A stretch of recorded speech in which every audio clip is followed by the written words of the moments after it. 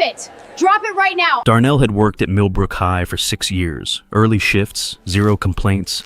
The kind of man who refilled the paper towels before anyone noticed they were gone. He knew every cracked tile in that building. He knew which classroom doors stuck in winter. But that Tuesday morning, Carolyn Briggs saw him walking fast past the main office with a thick white envelope, and her mind was already made up. The hallway was full of students. Nobody moved. Darnell didn't raise his voice. He didn't explain himself. He just held the envelope a little tighter and said, "I can't give this to you, ma'am." Security came within 2 minutes. Carolyn had him walk to the principal's office like he'd broken a window.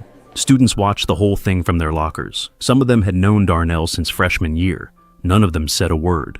Upstairs, Principal Nolan was waiting. He'd heard the radio call. He looked at Darnell, then at the envelope, and asked him plainly what was going on.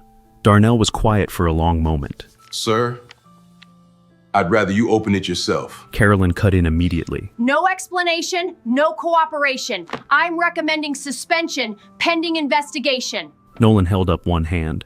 He looked at Darnell. "May I?" Darnell nodded. Nolan opened the envelope. Inside was a full scholarship letter, $38,000, 4 years. The name at the top was Jared Collins. Nobody in that room recognized it at first. Then, Mr. Patrick, the English teacher who'd quietly followed them upstairs, stepped forward and set his phone on the desk. On the screen was a student photo from the school database. Jared Collins, 11th grade, honor roll 3 semesters straight, Darnell's son. Darnell had found the envelope in his mailbox the night before. The school had sent it to his home address. He'd driven in before his shift started, not to clean, but to make sure it arrived safely. He didn't want it lost. He didn't want it sitting in a pile somewhere until after the ceremony. He never mentioned Jared studied at the same school because he was afraid people would treat his son differently. He had carried that quietly for 3 years. Carolyn started to speak. Nolan stopped her. "Schedule the staff training.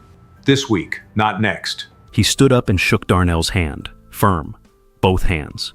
2 hours later, the scholarship ceremony went ahead as planned. When Jared's name was called, the auditorium filled with applause. Near the back, a man in a gray work uniform sat very still, watching his son walk across that stage, and didn't say a word to anyone around him. He didn't need to. If your dad ever sacrificed something so you'd never feel small, this one's for him. Tell me in the comments,